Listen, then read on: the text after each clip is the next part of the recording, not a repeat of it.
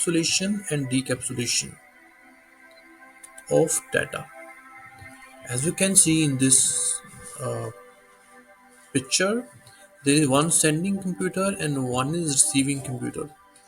When we are sending one information to another computer from one place to another place, that data go through a different kind of layer. Those are called OSI layers. These are different layers. As you can see, these are 7 kind of layers. And how this encapsulation and decapsulation work, we will discuss about this in this video. Before that, let's understand what is encapsulation and decapsulation. So data encapsulation and decapsulation occur when data moves down and up on OSI model. As I have just shown you one picture, that was OSI model. And what is encapsulation? When we add chunks of information to network data, IP and MAC address. For example, when we are sending one data packet to one computer, from one computer to another computer, we add different kind of information in it.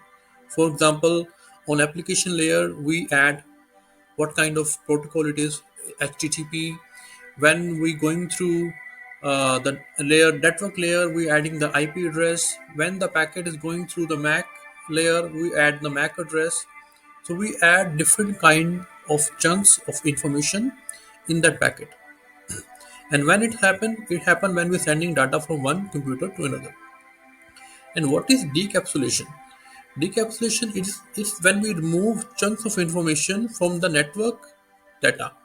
What kind of chunks of information? That protocols, that IP address, MAC address. Because at the end, what we want to see, what is that information? And we don't want to see that is not necessary for us. For example, IP address and MAC address. So it occurs when we receive the data at another computer. This is application process 1. This is application process 2. So for example, we are sending data from this computer. First, this is going through application layer, then presentation layer, then session layer, then transport layer, then network layer, data link layer, and physical layer. And as you can see, right now it's just a data. But in this data, now the chunks of information are keep on adding. Like you can say, it is keep on increasing. It's getting more bigger and bigger.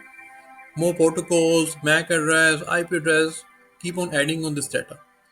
Now this information is going toward the decapsulation. Decapsulation means we are going to read this data. We are going to receive the information. Now here the decapsulation has started. It goes through physical layer, then data link layer, the network layer. Slowly it goes up, and at application layer, it becomes the raw data and the raw information. So here we can see this is encapsulation, and here you can see this is decapsulation. In encapsulation, the information is keep on adding. Chunks of data that we just discussed, they keep on adding in the information in the data. And in decapsulation, all that information are keep on reducing, and at the last is just data in bits and bytes.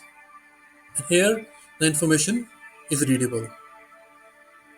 Here we can, in this picture, I can explain you more better.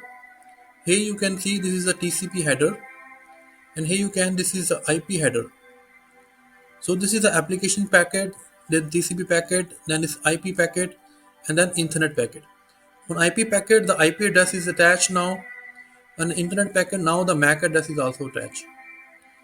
Okay, and this is the encapsulation of data. So data is going through all these layers, and then is going to decapsulate here, going through physical, data link, network, transport session, and then presentation and application layer. Here you can see this data stream, and then now this is data. There are 3 different parts, and now the network header has been attached with the data, and now the frame header and network header both are here. Now this is in the binary.